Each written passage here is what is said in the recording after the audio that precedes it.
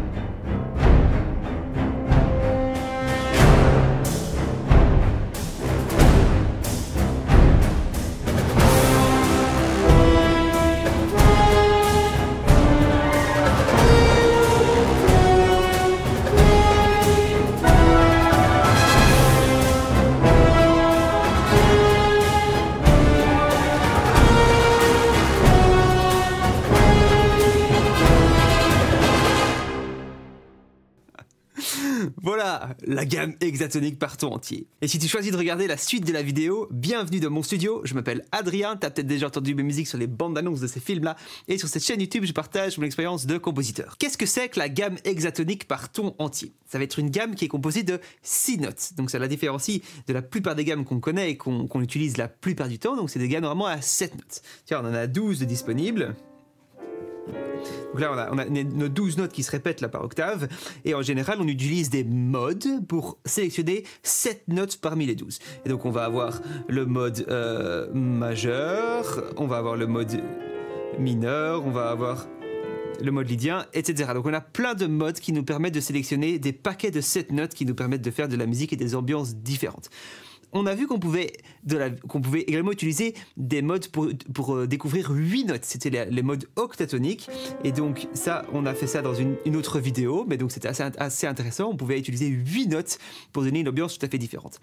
Ici, on va en utiliser 6 et on va la sélectionner. On va sélectionner ces 6 notes avec un mode qui est le mode par ton entier. C'est-à-dire qu'entre chacune des notes, on va avoir le même intervalle qui est un ton. On part de Do, par exemple, et on va faire ton, ton, ton, ton, ton, ton. Et voilà, et donc là on a nos 6 notes avant d'arriver sur le Do. Et donc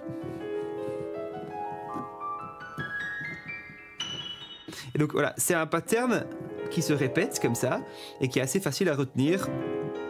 C'est les 3 là et les 3 là. On a 2 paquets de 6 notes possibles différentes avant que ça se répète. On a celui-là, qu'importe par où tu commences, et puis ensuite tu vas avoir l'autre décalé d'un demi-ton, mais donc on commence ici et puis on est reparti. Et donc ça, ce sont les 2 paquets de notes différentes, soit celui-là, soit celui-là.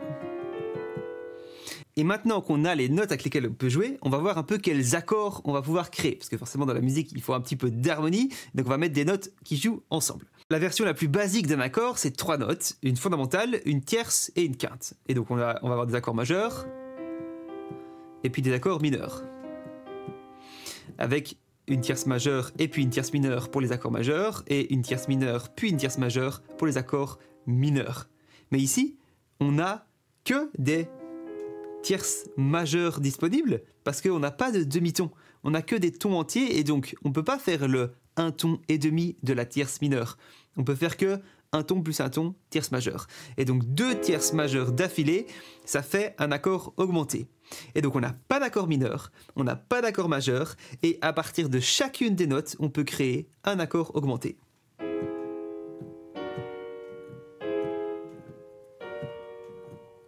Ah.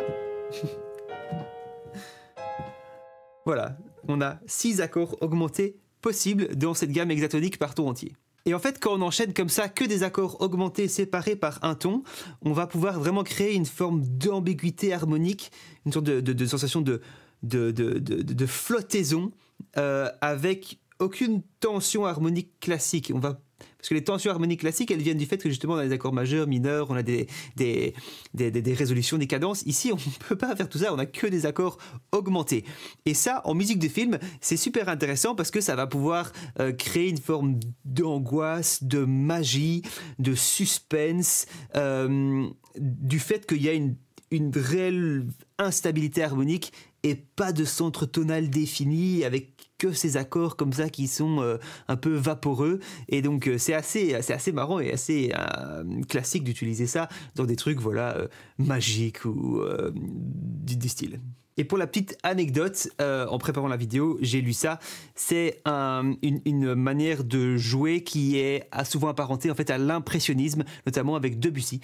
Et donc j'ai le voir sur Spotify, mais donc il y a une musique de Debussy qui s'appelle Voile, et c'est clairement ça. C'est la gamme hexatonique partout entier avec des accords augmentés. Donc voilà, si tu veux l'écouter dans un contexte autre que cinématique, tu peux aller écouter cette musique-là.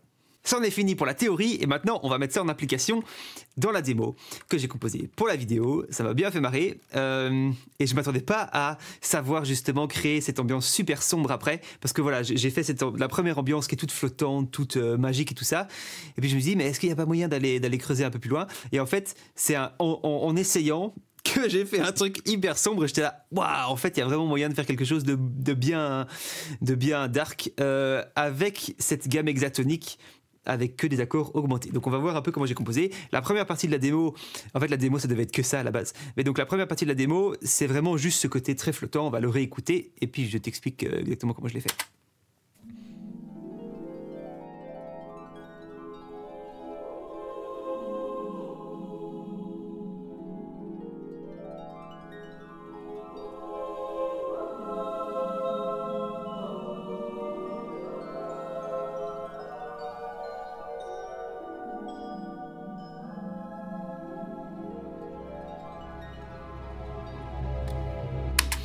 On va s'arrêter là d'abord. Donc la première chose que j'ai fait, c'est créer cette ambiance à la harpe.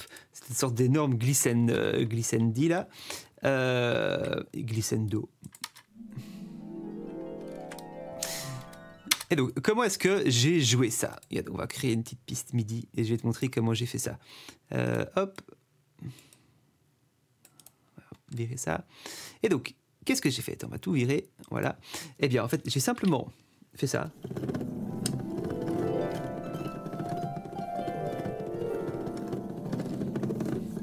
Je pourrais presque faire rouler ma tête dessus, mais non. Donc voilà. Et ensuite, donc là j'ai une gamme majeure, seulement j'ai que les notes blanches du piano. Et ensuite, ce que j'ai fait, c'est qu'il m'en faut que 6. Donc j'en ai à chaque fois viré une. Je pense que j'avais retiré tous les si. Et donc je retire tous les si. Comme ça, je n'ai plus que 6 notes et plus 7. Et ensuite, Do, Ré, Mi, ça c'est bon, ça fait partie de ma gamme. Mais ensuite, il me faut, pour ces 3 notes-là, c'est là. Et donc, j'ai simplement sélectionné tous mes sols, tous mes fa, tous mes la, et je les ai à chaque fois augmentés donc d'un demi-ton pour arriver à faire une gamme hexatonique avec uniquement des tons entiers entre les notes. Et donc, j'espère que ça va marcher. Voilà, donc ça c'était le premier truc et puis j'ai fait simplement copier-coller. Ensuite, donc ça c'est pour créer une texture et donc ce glissando là fait en continu cette gamme octatonique avec ça part dans tous les sens.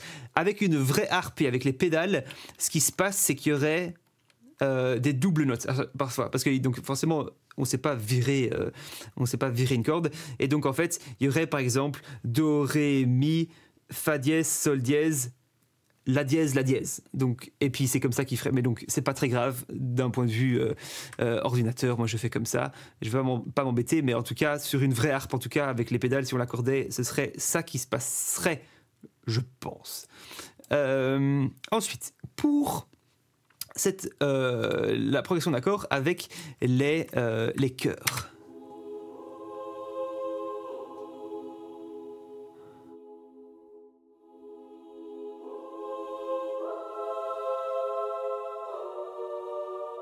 Et donc là, on peut se dire, mais c'est quoi la logique? Donc déjà, j'ai fait free tempo, donc j'ai pas suivi de métronome, j'étais vraiment en train de bidouiller. Et comment est-ce que j'ai fait ça? Regarde, je vais te montrer, c'est hyper simple. Donc 1, 2, 3, 4, 5, 6, 7, 8, et puis ensuite 1, 2, 3, 4.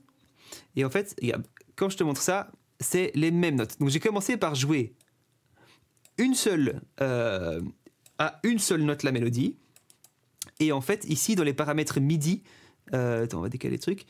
Dans les paramètres MIDI, ici, sur la deuxième piste, j'ai mis transposé plus 4.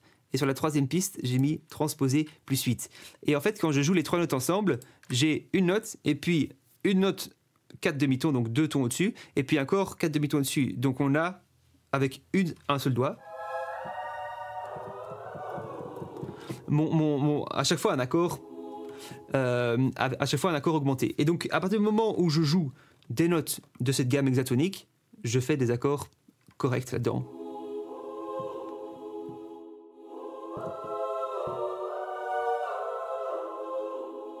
Donc c'est comme ça que j'ai fait, et puis ensuite je les ai simplement dupliqués et mis sur des pistes différentes.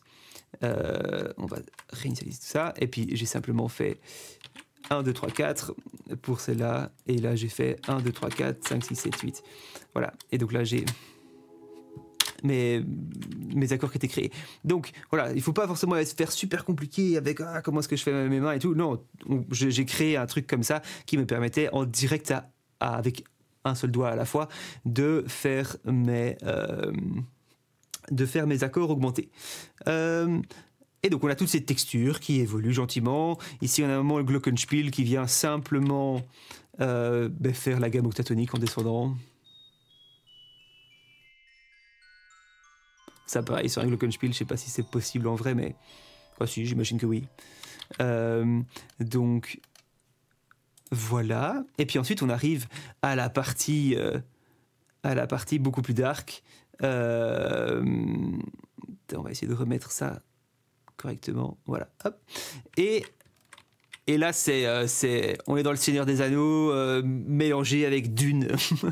ça me donne un peu comme cette impression. Ça me donne un peu une sensation de la musique des Uruk-hai, mais avec une dimension que j'avais l'impression de reconnaître un peu dans Dune parce qu'ils utilisent justement des trucs comme ça. Donc on va écouter cette deuxième partie.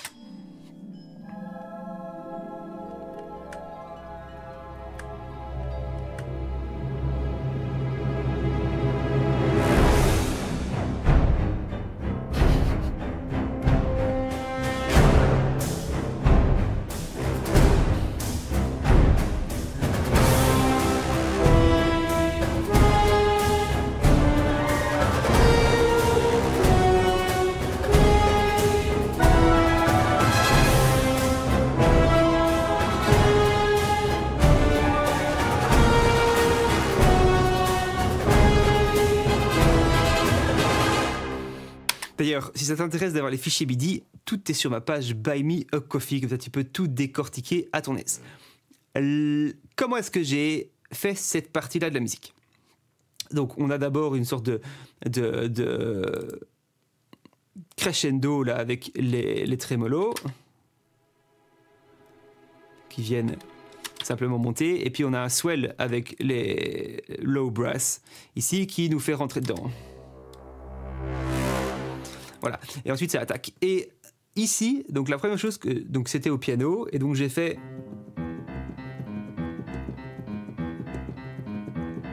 Donc ça c'est quoi? C'est ma fondamentale, ma tierce et ma quinte, donc avec ma quinte augmentée quoi. Et donc je fais fondamentale, quinte, tierce, fondamentale. Et je l'ai fait bien bas quoi. Je l'ai même fait encore plus bas. Et donc ça, j'ai joué ça, et donc ça fait en continu cet accord de Do augmenté tout le long. Donc on a une sorte de centre tonal justement à ce moment-là qui est quand même créé parce que je suis en train de marteler cet accord augmenté, mais la mélodie au-dessus, tu vas voir qu'elle suit cette gamme octatonique par tout entier. Donc on a ça qui joue ce pattern. Et c'est doublé avec violoncelle et contrebasse qui font le même truc.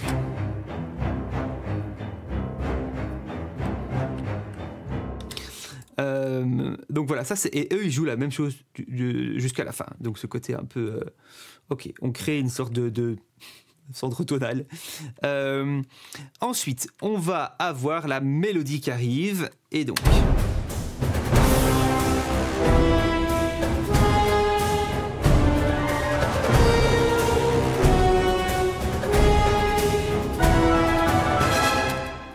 Et donc, qu'est-ce que ça fait? Ça fait...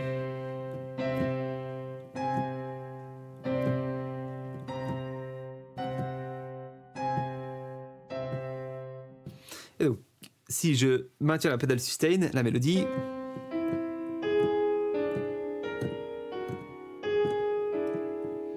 Qu'est-ce que j'ai? J'ai les 6 notes de la gamme hexatonique par ton entier. Donc on a d'abord notre accord majeur, et puis ensuite je fais les 3 autres notes possibles et je finis avec. Et donc c'est ça qui donne cette sensation très exotique et en même temps ça c'est majeur. On a une tierce majeure dès le début et pourtant ça sonne pas du tout majeur quoi. C'est pas que ça sonne pas majeur, mais c'est juste que ça sonne intimidant. Ça sonne pas genre ouh les petits papillons et la magie. Donc ça c'est ce que je fais avec les cuivres, avec les corps pardon. C'est doublé avec tout ce qui est basson. Les chœurs font la même chose.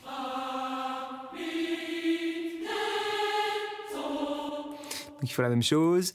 J'ai quelques petits coups de fondamentales ici dans les trombones, tuba, etc.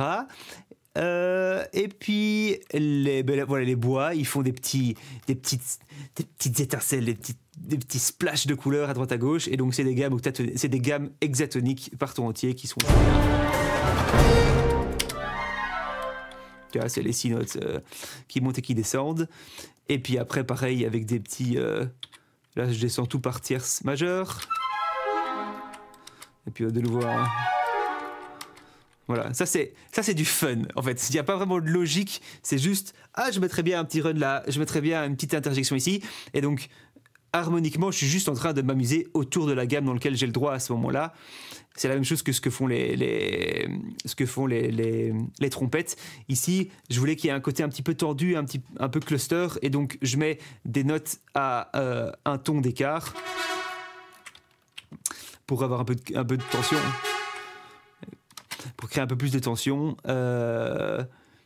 Et puis voilà, on arrive tout doucement au bout. Et bon, évidemment, les percussions ont un très gros là, ici. Hein. Elles font quelque chose d'assez fort.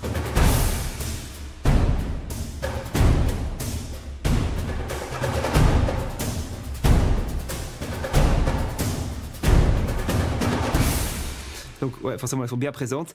Et la dernière chose, c'est que ici, j'ai fait en sorte que les violons, donc ils font la même chose que la mélodie là, ils suivent la mélodie. C'est le même pattern, hein.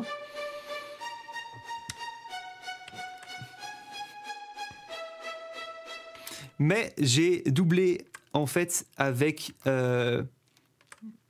les altos qui viennent faire la même chose, quoi, dans les violons 2, qui viennent faire la même chose en tierce. En tierce majeure. Mais de toute façon, une fois de plus, si tu joues si tu joues des notes qui font partie de cette gamme et que tu fais des tierces majeures, c'est de toute façon dedans, quoi. Voilà. Et donc on est arrivé au bout. Donc la plupart du temps, c'est surtout cette ambiance-là hein, qu'on entend, même dans les trucs un peu impressionnistes. C'est plutôt cette flottaison harmonique qu'on entend plutôt. Mais c'était assez intéressant de voir comment cette instabilité harmonique des accords augmentés dans un contexte d'orchestration comme celui-ci permet de faire quand même quelque chose de très dark, mais qui a beaucoup de caractère et beaucoup de couleurs parce qu'on n'est pas juste sur du mineur ou sur un mode classique, quoi. On est sur un truc un peu spécial avec tous ces accords augmentés. Voilà, j'espère que tu as appris quelque chose. N'hésite pas à t'abonner. Ciao, ciao.